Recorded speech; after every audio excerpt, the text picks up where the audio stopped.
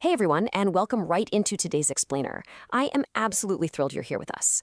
Today, we're unpacking a piece of source material that is honestly incredibly concise, but it holds the power to completely rewire how you operate on a day-to-day basis.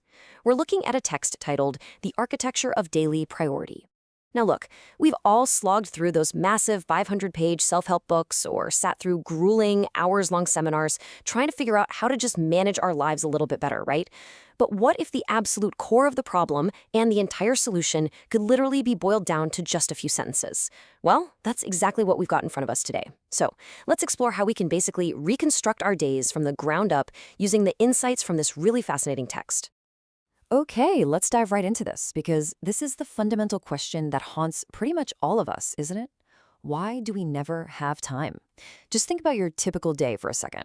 I mean, from the exact moment your alarm goes off, it probably feels like a relentless sprint. You're rushing to work, putting out fires left and right, and then suddenly you look up, it's 3 p.m., and you realize you haven't even had a single glass of water, let alone actually taken a moment to just sit and breathe.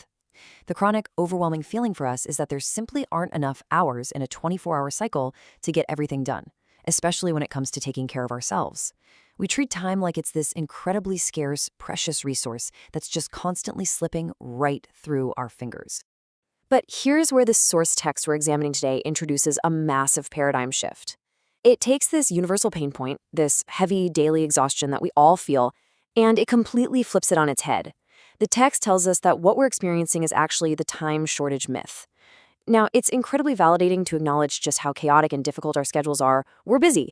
But to actually fix it, we have to recognize that this narrative we keep telling ourselves, well, it's a myth. I mean, is it really possible that the clock isn't actually our enemy here? Because if we aren't truly running out of time, then what on earth is actually going on? And this brilliantly illustrates our absolute favorite defense mechanism. We essentially dedicate a full 100% of our excuses to one single overarching concept, blaming a shortage of time. It's playfully direct, but man, it is deeply accurate based on what the text is telling us. When we fail to make progress on our goals, or when we just keep putting off our own needs, universally, our default reflex is to blame the clock. It's just the perfect, ready-made excuse that society completely accepts without question. You know the line, "Oh, I'd absolutely love to do that, I just don't have the time." It's a really comforting thought, honestly, because if time is the problem, then hey, it isn't our fault. The text actually addresses this head-on with an incredibly empathetic, yet really firm observation. It says, many people think they don't have time for their personal development and self-care. Just sit with that for a second. Personal development and self-care. I mean, these are the exact things that keep us healthy, keep us sane, and keep us growing. Yet, they are almost always the very first items we just completely drop from our schedules the second things get busy. We so easily excuse ourselves from our own development, totally convinced that our obligations to everything and everyone else simply eat up all the available hours. But right here is where we transition into the real agitation of the text. This is where our fundamental understanding of this whole daily struggle is proven to be entirely backwards. The battle we're fighting every day, it isn't actually about the volume of tasks versus the ticking of a clock. It's actually a battle of clarity versus time. The source text suggests that we're focusing on the wrong variable entirely. We're out here frantically trying to micromanage minutes and hours while completely ignoring the blurry, out-of-focus lens through which we view those hours. Which brings us to the ultimate truth bomb of this explainer. On one hand, we blame a shortage of time, but what we actually lack is clarity and focus. Seriously, let that sink in for a second. It is not that your day is too short, it's that your intention for the day is just too blurry.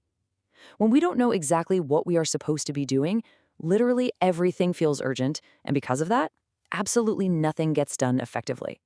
Now, what's really interesting about this insight is how bluntly it calls out our collective bluff. The text literally says, actually, people don't have clarity and focus. It just cuts right through the noise and all the excuses. It strips away that nice, comforting lie we tell ourselves about being too busy and replaces it with a pretty uncomfortable truth. We're just unfocused. And look, it's much harder to admit that we lack clarity than it is to just complain about a busy schedule. But accepting this truth, that is the very first step on our journey to actually reclaiming our days. The text then goes on to explain the direct consequence of this lack of focus, which is the failure to prioritize activities. Think about it. Without absolute clarity on what matters most, every single incoming email, every random ding on your phone, every minor request, it all feels like it carries the exact same weight. When all tasks look equal, you simply fail to prioritize. You end up operating on a purely reactionary basis, just putting out the loudest fire rather than building the most important structure. I mean, how often have we spent 20 minutes just reorganizing a perfectly good to-do list instead of actually doing the work? I know I do it. And when we operate like that, we inevitably fail to accomplish our real goals, and we fall right back onto that comfortable excuse of the clock. So, the big question, how do we fix it? Well, the text doesn't just leave us hanging in this state of philosophical agitation. It actually provides a highly practical, actionable, and incredibly minimalistic solution. We don't need some complex new software system, and we definitely don't need a perfectly color-coded 50-page planner. We just need to shift our focus to 3 incredibly powerful words: when, where, and how. This right here is the structural solution to that lack of clarity. Let's see how this builds into a beautifully simple, distraction-free framework.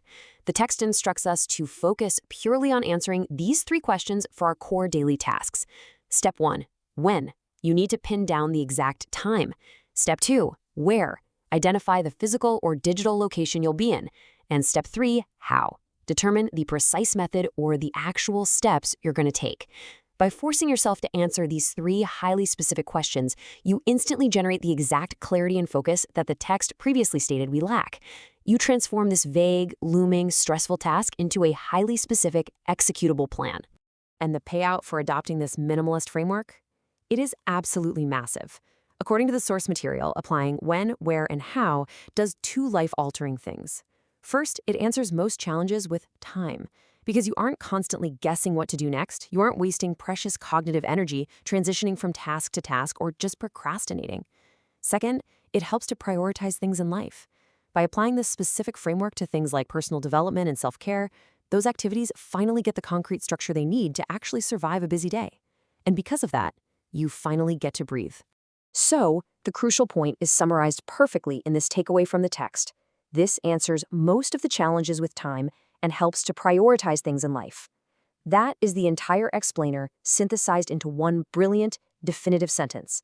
The architecture of your daily priority does not rely on finding some magical extra hour hidden somewhere in the afternoon. It relies entirely on the clarity of knowing exactly when you will do something, exactly where you will do it, and exactly how you will execute it. The structure itself is what actually saves your time. Which leaves us with one final vital thought to walk away with. I want to turn this incredibly powerful framework directly back on you right now. Think about that personal development goal or that self-care routine you've been putting off because you just don't have the time. I challenge you to permanently shift your mindset today. Ask yourself right now, when, where, and how will you prioritize yourself today? Get clear, get focused, and take your time back.